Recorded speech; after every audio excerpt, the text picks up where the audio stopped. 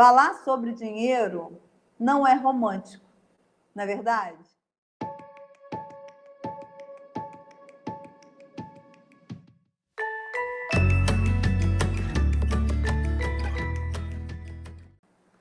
Então, gente, o nosso tema de hoje é um tema muito interessante: como organizar as finanças do casal. Acredito que seja um tema que interesse a todo mundo, né? É um desafio, acima de tudo, mas a gente vai começar, tá? Vamos começar lá. Como organizar, então, as finanças de um casal? Na verdade, a vida financeira de um casal, organizar a vida financeira de um casal é bastante desafiante, né? Você imagina só juntar debaixo do mesmo teto duas pessoas completamente diferentes, com receberam educação completamente diferente. Um tem crenças a respeito de dinheiro de uma forma, o outro aprendeu de outra maneira, tem visão de mundo diferente. E agora essas duas pessoas completamente diferentes se unem e vão começar ali um novo projeto juntos. Não é mais o projeto da Maria, o projeto do João, mas é um projeto dessas duas pessoas que está começando ali. Esse começo, eu imagino, na verdade, eu também já passei por isso, né? Já tem um tempinho, mas é um começo bastante complicado, né? É um tempo, às vezes, onde o casal ali se une, cada um com uma cabeça completamente diferente, com o ensinamento financeiro da família da Maria, o ensinamento financeiro da família do João, tudo muito diferente. Então, esse começo, ele é muito complicado. Às vezes, esse casal, ele encontra uma certa dificuldade para conseguirem se falar na mesma linguagem, conseguirem ajustar a sua vida financeira e encontrar ali a melhor forma de administrar o dinheiro dessa família. Esse momento aí é crucial para que haja o ajuste desse casal.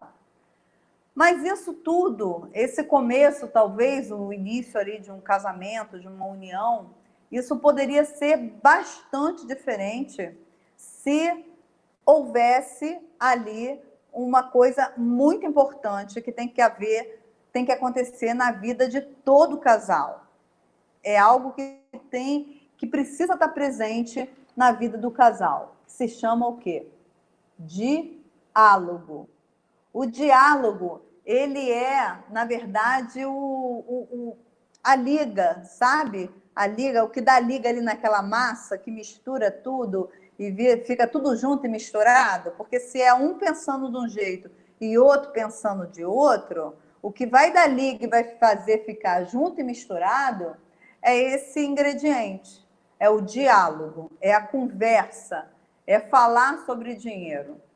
Na verdade, essa conversa, ela deveria acontecer, na verdade, não só no início do casamento. Ela teria que acontecer antes do casamento, antes da união, antes desse casal juntar as escovas de dente. Esse papo sobre dinheiro, esse diálogo, ele deveria começar antes do casamento. Lá no noivado, no namoro, nesse momento, um casal que pretende viver a vida junto, passar a vida juntos, ele já precisa começar a conversar sobre dinheiro, saber o que um pensa, o que o outro pensa a respeito disso, para que eles já comecem uma vida juntos com essa área da vida alinhada. Se houvesse, quando há esse diálogo, quando existe esse momento, essa união ali, essa conversa, quando o casal já começa a falar sobre isso antes mesmo da união, esse casal ele chega no casamento, na união ali, já com metas, eles já chegam ajustados. Talvez eles não venham a passar uma primeira crise na área financeira logo ali que se casam. Mas sabe o que acontece? Vou falar uma coisa para vocês. Falar sobre dinheiro não é romântico, não é verdade? É o que as pessoas pensam, né? Realmente não é romântico. É fora dos sentimentos. A gente não está falando de sentimentos. A gente está falando de coisas práticas, de vida prática, né? E o dinheiro, ele, apesar de ser emocional, porque o dinheiro ele está muito ligado com as nossas emoções, apesar dele ser muito emocional, a gente tem um desafio na nossa vida, que é saber aprender a lidar com o dinheiro de forma racional, tá? Então, a racionalidade começa quando esse casal começa a falar sobre dinheiro. Porque lá na fase do namoro, lá na fase do noivado, de repente, você vai descobrir que a pessoa que está do seu lado é uma pessoa que pensa completamente diferente de você, é uma pessoa que tem objetivos de vida completamente diferentes de você. E vocês, quando se juntarem, vão acontecer muitos desentendimentos, né? Um deles pode ser nessa área.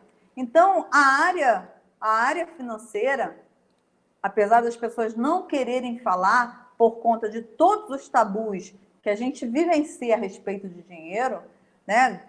Falar de dinheiro não é romântico. Se eu for falar de dinheiro com meu namorado, com meu noivo, eu posso estar parecendo ser uma pessoa interesseira, ou o noivo com a noiva, né? Então, não vamos tocar nesse assunto. E deixam para isso, para deixar, para ver o que vai acontecer lá na frente, depois que essa união tiver acontecendo, estiver vigorando, né?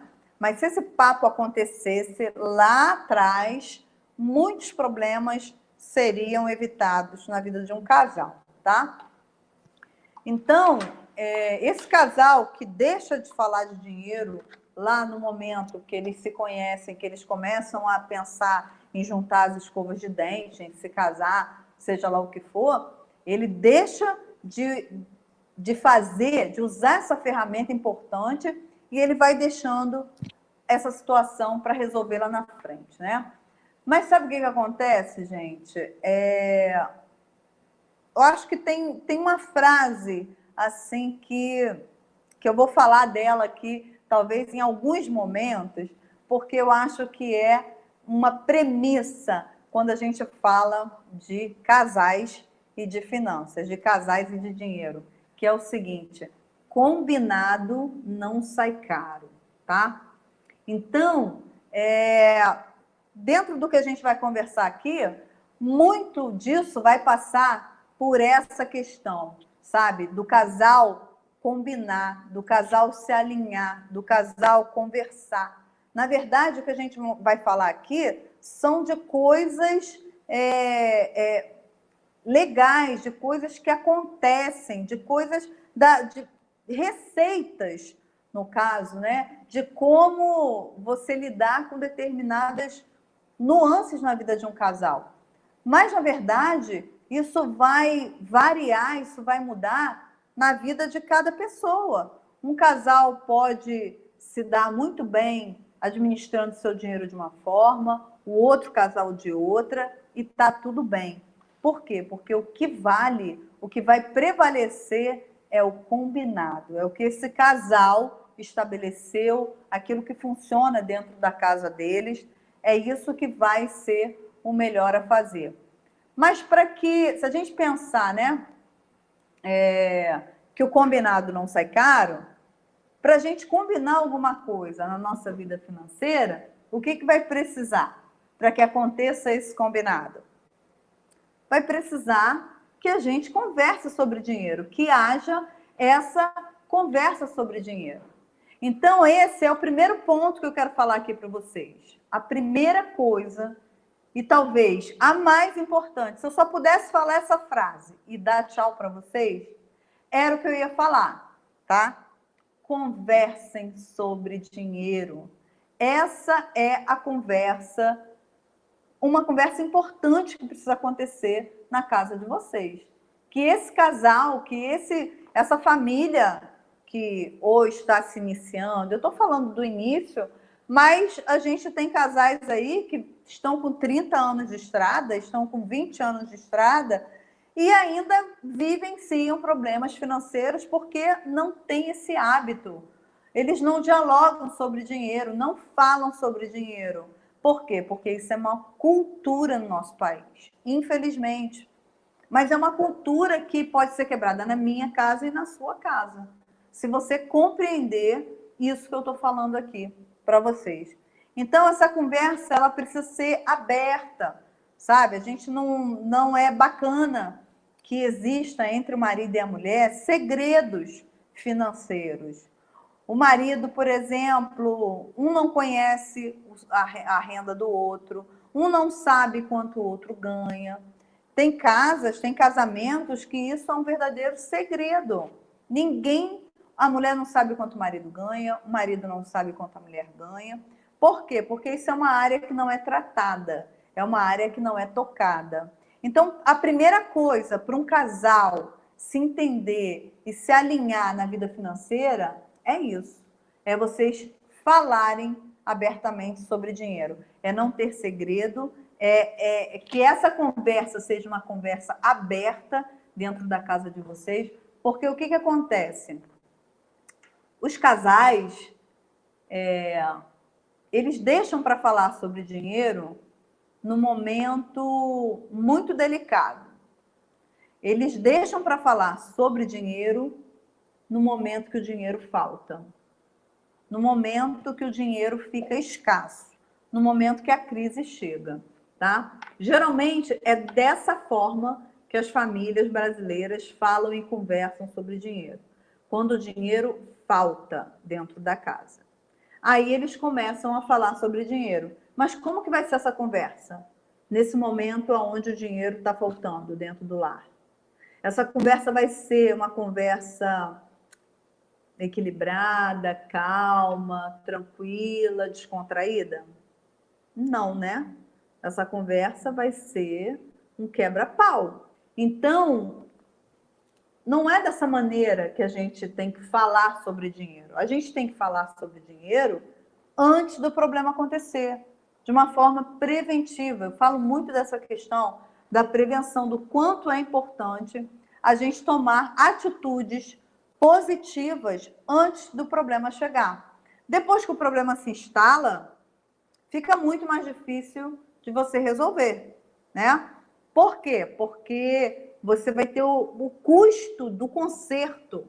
Você vai ter que consertar alguma coisa que quebrou, né? Que machucou, alguma coisa que caiu. Você vai ter que consertar. Agora, e antes? E se você, antes daquilo acontecer, você já está percebendo ali que tem alguma coisa errada, que aquela peça ali do carro tá para quebrar, o que você faz? Você leva na oficina, faz a manutenção preventiva, você vai pagar muito menos ali para cuidar da trocação, uma pecinha, mas você não faz a manutenção preventiva, acontece o quê? Na hora que aquilo quebra, ele quebra e sai quebrando um monte de coisa junta, faz um estrago. Então, o custo da prevenção, ele é sempre menor. Ele é sempre menor. Você melhorar ou consertar, ou ajustar aquilo que tá, né? Você está vendo que tem alguma coisa errada ali. Não, peraí, vamos ver o que está acontecendo aqui, vamos melhorar e tal, do que você esperar o problema chegar para depois querer consertar, tá? Então, para isso serve a conversa. O segundo, planejem os gastos juntos. É muito importante que vocês tenham uma planilha de orçamento doméstico, tá? Essa planilha, eu tenho uma planilha dessa, uma planilha anual. Lá no link da bio, você pode entrar lá e baixar a sua planilha, tá? Vai para o seu site, vai para o seu e-mail, aí você confirma, depois você baixa a planilha no seu computador. tá? E você vai preencher essa planilha. Então, é muito importante que o casal tenha uma planilha de orçamento mensal. A família precisa ter uma planilha, tá?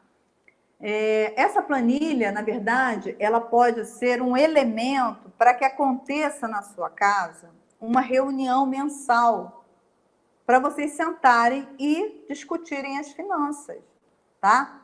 Essa aí é uma oportunidade de vocês começarem a conversar sobre dinheiro, conversarem sobre o orçamento, planejarem o orçamento do mês seguinte, tá? E começarem aí um hábito saudável na casa de vocês. Poxa, a gente pagou tanto aqui de luz, o que a gente pode fazer para diminuir essa luz? Poxa, vamos ver, será que isso aqui a gente precisa mesmo dessa despesa? E ali nasce esse hábito de diálogo, esse hábito do planejamento, que é algo que você precisa ter dentro do seu casamento. Tá? Então, essa reunião, vocês podem marcar meia hora. É muito, meia hora? Responde aí para mim. Vocês acham que é muito? Vocês chorarem meia hora no mês? Uma hora no máximo para sentarem? Você e seu marido, seu noivo, seu esposo, sentarem, começarem a conversar, a dialogar, a preencher a planilha de vocês, fazerem um planejamento mensal do mês seguinte? Eu acredito que não seja, tá? Eu acredito que não seja. Eu acho que é pouco para o benefício que vai trazer para a sua vida, tá? O benefício que vai trazer para a sua vida financeira, a união que vai trazer para vocês como casal, a mudança que vai ter no casamento de vocês em relação às finanças. Então, crie na sua casa esse hábito, tá? De se reunir com seu esposo, com seu marido, uma horinha no mês, para vocês planejarem o orçamento doméstico de vocês, tá? Uma reunião. Isso é muito importante. Número 3. Tracem objetivos e sonhos. Vocês têm que ter sonhos, tá? Uma família precisa desenvolver sonhos financeiros, tá? Não são sonhos, sonhos assim, digam, eu quero que meu filho se forme. Não é esse sonho, é sonho financeiro que o Credicar compra. A gente precisa ter sonho financeiro. Eu quero fazer uma viagem, por exemplo, tá? Pode ser um sonho da família, pode ser um sonho seu e de seu esposo. Então, a gente precisa criar um sonho, porque o sonho, ele vai ser um motivador na família. Esse sonho vai motivar você, seu marido, e até os filhos, se houverem, a mudar algumas coisas, a deixarem de gastar, de repente, um dinheiro que vocês não têm, a deixar de gastarem um dinheiro com algo que não é importante, que vocês nem precisam tanto, porque aquele dinheiro vai ser investido no sonho da família. Mas é importante também que existam sonhos individuais, né? Que o marido tenha os sonhos dele, que não necessariamente pode ser os seus, que a mulher tenha os sonhos dela. Então, tanto é importante a gente ter os sonhos coletivos como casal, como também alimentar os nossos sonhos individuais, respeitando as individualidades e as diferenças de cada um, tá? Número 4, uma outra coisa importante.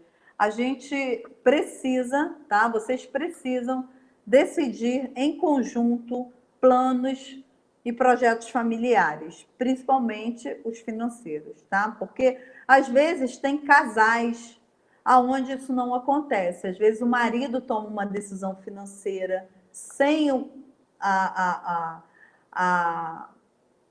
permissão, ou sem que a mulher concorde, sem a concordância da parceira, e vice-versa. A parceira também toma algumas decisões financeiras onde o marido também não foi consultado.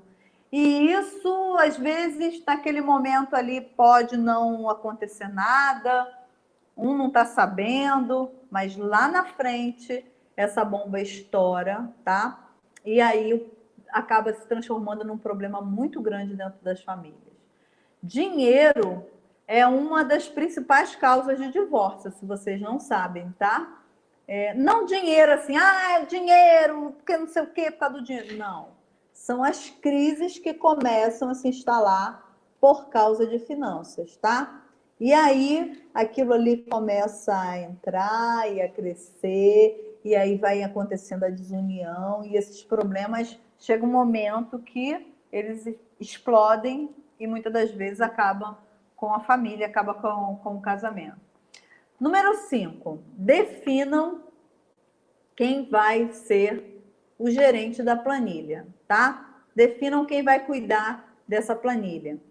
Mas mesmo assim, mesmo que tenha um que tenha mais aptidão do que o outro, mesmo que tenha um que tenha mais aptidão do que o outro, eu não acho legal, eu não aconselho que um dos cônjuges fiquem totalmente alheios à planilha. Não saiba nada, não saiba quanto está gastando, não sabe? Não quero saber disso não, cuida você aí. Eu não acho legal, tá? É claro que cada um toma a decisão que achar melhor, mas eu não acho legal. Eu acho que, mesmo que o outro saiba mais, entenda mais, é importante haver esse conhecimento e essa reunião, como eu falei aqui, né, em torno dessa planilha. Agora, eu falei para vocês que eu tenho um modelo de planilha muito legal, uma planilha que eu refiz, eu trabalhava com uma planilha mais complexa e resolvi simplificar. Mas, se você não tiver habilidade, é uma planilha de Excel, é muito fácil de operar, mas se você não tem habilidade ou não tem um computador para fazer isso, até no celular dá para fazer, mas se você não tem e não quer, faça em um papel, tá? Mas faça. É muito importante também um cônjuge não impor a sua opinião para o outro, um gosta de cuidar das finanças, o outro não. Não, porque você tem que aprender sobre isso, isso não é legal. Essa imposição, essa forçação de barra não é bacana e pode acabar sendo um problema. Tá? Então, se o seu cônjuge não tem interesse nenhum, tá? Você tem que ir com calma. Não é porque eu estou falando aqui que você tem que fazer uma reunião que você vai forçar o seu marido a fazer uma reunião, tá? Se ele não topar, você tem que começar a conversar sobre isso com ele, sobre a vida financeira, sobre os projetos de vocês. Agora, se ele for muito resistente a isso, não force.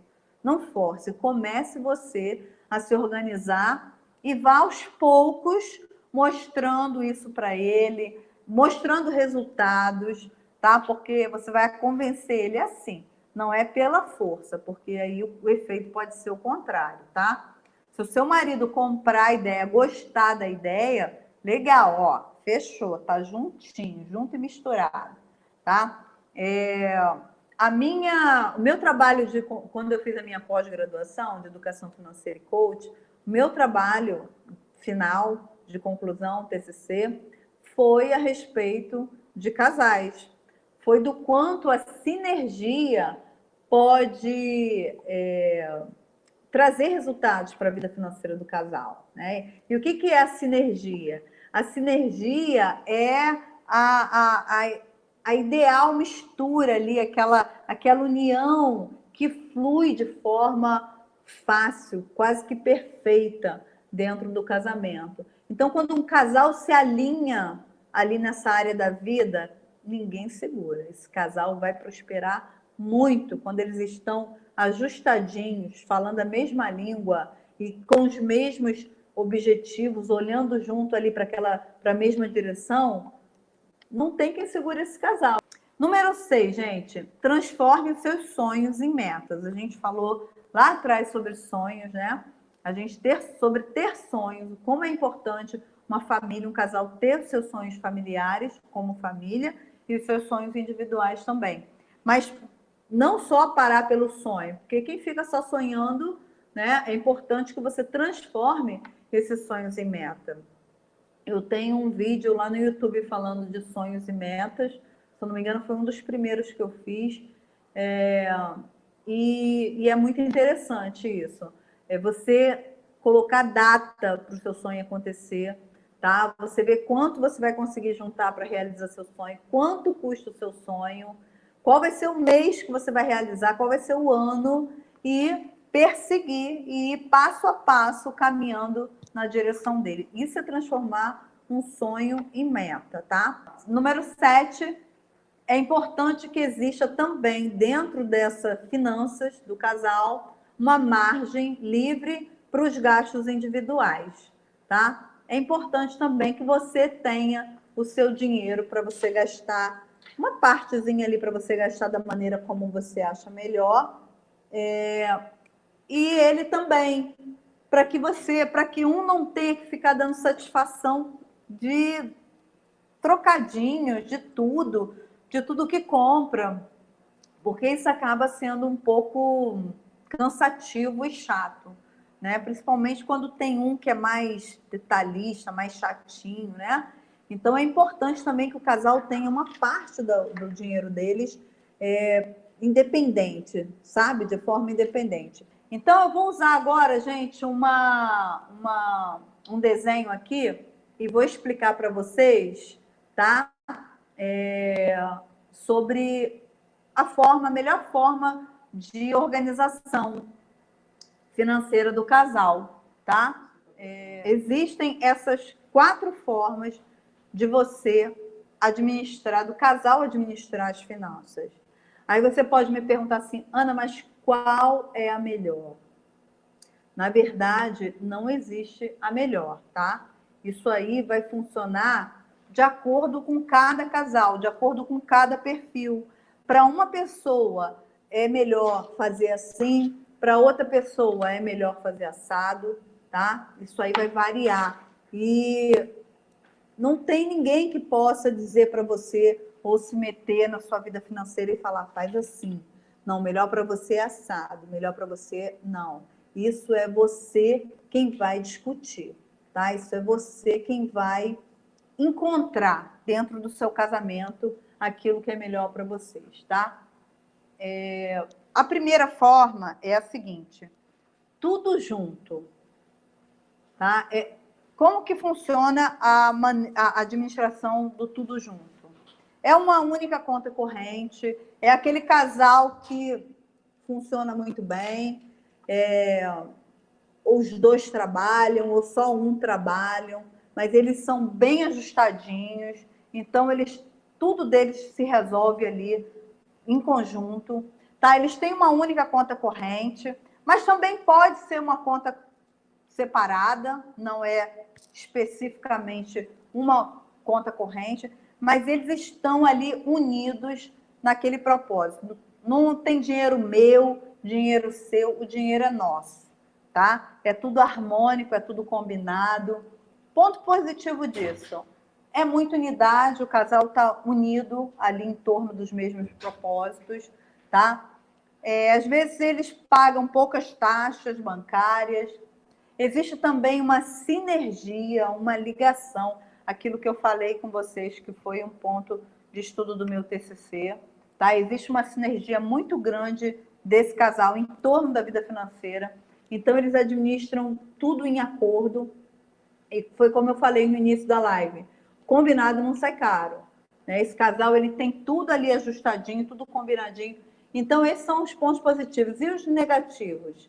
Se não houver um ajuste ou uma sinergia grande, um diálogo muito bem estabelecido entre esse casal, pode ser que eles acabem tendo problema, né? Ali, um se querer controlar mais do que o outro, ou ficar ali em cima do outro, né? Então, isso funciona bem quando eles estão combinadinhos, tá? A segunda forma, a minha foto aí, o vídeo, né? Tá bem em cima, mas eu vou ler para vocês. Tudo separado, tá? Cada um cuida do seu. Geralmente, esse casal que tem tudo separado, tem a sua conta separada, cada um cuida do seu. Geralmente, tá, gente? Eles dividem as contas, ou dividem, tem aqueles casais que dividem, tem aqueles casais que já agem de outra forma. mas no geral eles dividem as contas. E o legal é sempre prevalecer o acordo, sempre prevalecer o que foi combinado para esse casal, tá? É como eu converso com vocês. O combinado não sai caro. Se foi combinado, ok. Qual é o ponto positivo disso? Liberdade, tá? Esse casal, ele tem bastante liberdade para trabalhar, para gastar o dinheiro, para... Isso não significa que tudo separado, que eles não estão em acordo, não. Que eles não têm planilha ou que não conversam, tá? Pode estar tudo ajustado e eles terem cada um a sua conta, tá? Agora, o ponto negativo, às vezes pode ser que esse casal caia muito para a individualidade, para o individualismo. Quando há também uma discrepância muito grande de ganhos, um ganha muito mais do que o outro, às vezes pode ser que os projetos de quem ganha menos acabem ficando prejudicados. Por exemplo, um ganha X, o outro ganha 3X. E aí eles querem viajar. E se eles dividem a conta ali por igual, o que ganha 3X, ele pode viajar para fazer uma viagem internacional. O que ganha X já não tem condições de bancar essa viagem. E aí, tudo meio a meio, né? Pode ser que haja uma dificuldade aí, mas nada que um bom acordo, nada que uma boa conversa, nada que um diálogo não possa resolver, tá? Então, tudo separado não quer dizer que é menos legal do que o tudo junto, não, tá? São só formas de organização diferentes. A terceira forma é uma forma tudo proporcional, tá? Esse casal, ele trabalha com proporções. Ou seja, vou dar um exemplo aqui. Vamos supor que esse casal, eles ganhem, um ganha 5 mil, o outro ganha 2 mil. Então, o salário, a renda familiar é 7 mil reais dos dois. E aí, como é que eles fazem essa conta?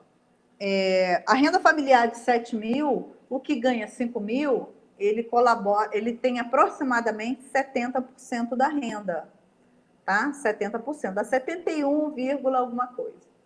O outro que ganha 2 mil, ele colabora, a renda dele compõe, dentro do total, 29, 28, alguma coisa por cento, né? Ou seja, 30 a 70. Vamos trabalhar com valor redondo aí. Então, como é que funciona? Eles criam uma conta, é como se eles criassem uma conta, uma terceira conta, o que hoje é muito facilitado pelos bancos digitais. Você pode abrir uma conta para sua casa, tá? Você abre no banco digital, uma terceira conta, não é a sua nem a do seu marido, e vocês depositam ali o dinheiro, os gastos da casa, só da casa.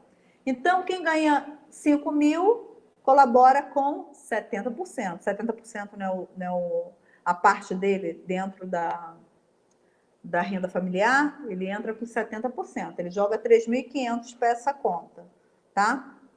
Estou falando de uma terceira conta, mas poderia ser até na mesma conta, não tem? Ou o dinheiro em casa, ou a técnica dos envelopes, os envelopes em casa. O que ganha 2 mil colabora com 30% da sua renda, para compor a renda familiar, para compor os gastos familiares, aliás. Então, ele colabora com 600. Então, um com 3.500, outro com 600, os gastos, a renda da casa para os gastos do casal, para manter a casa, seria R$ 4.100. Então, os R$ 4.100 fica ali para os gastos da casa, eles colocam esse dinheiro numa conta à parte para cobrir os gastos, as despesas da casa, luz, aluguel, prestação, parará, parará. E o que sobra, tá, vai ficar para cada um administrar, poderia ser o dinheiro para reserva, queria formar reserva, o dinheiro para realizar sonhos, tá? Isso aqui é só um exemplo. Então, cada um ficaria com o que ganha 70%, sobrou 1.500, e o que ganha 2 mil reais, sobrou 1.400. Aí a gente vê que aqui, quando a gente fala nas sobras, apesar deles terem muita diferença do dinheiro, mas eles estão colaborando na mesma proporção. Então, acaba ficando justo, é bem justo isso. Eles têm sobra, cada um tem sobra de 1.500, outro tem sobra de 1.400. Tá? E essa sobra aí é o que vai alimentar para esse casal o quê? O progresso deles, é o dinheiro que eles vão usar para crescer, para juntar e para fazer reservas, para investir, para crescer ao longo da sua vida juntos, tá? Essa forma do tudo proporcional, ela é muito justa e é muito positiva. Os pontos positivos é a sensação de justiça, existe um equilíbrio e uma sensação de justiça muito grande. E também, mas tem também pontos negativos. Qual é um ponto negativo? Vamos supor quando uma das duas partes é uma pessoa muito exigente. Eu conheço um casal que tinha uma administração financeira mais ou menos nesse nível, mas a outra pessoa, o homem, ele era uma pessoa muito chata, muito cri-cri. Então, ele ficava perturbando ali, ele queria tudo muito dividido, fazia questão de tudo. Então, para alguns casais, pode ser que isso não funcione bem, tá? E o 4 é um contas do lar. Eu nomeei dessa forma, né? O que seria o contas do lar? É uma administração das finanças de maneira livre, tá? Aonde vai valer sempre o combinado. É aquilo que eu falo, combinado não sai caro. Eles combinam, olha, quem você vai pagar a conta os alimentos, as compras do mercado, você vai pagar a luz, você vai pagar a escola das crianças, você vai pagar a despesa das crianças, e ali foi combinado, não existe uma forma muito denominada, tá? O que está valendo é o que aquele casal combinou, o que aquele casal ajustou, tá? E é muito interessante também. Então, quais são as vantagens disso? A união de propósito, eles podem se unir e se entenderem ali muito bem, mesmo tendo uma administração das finanças de maneira livre, muito particular do casal. As desvantagens, eu não vejo nenhuma quando o diálogo prevalece e esse casal se entende muito bem. Agora, uma coisa que não é legal, tá?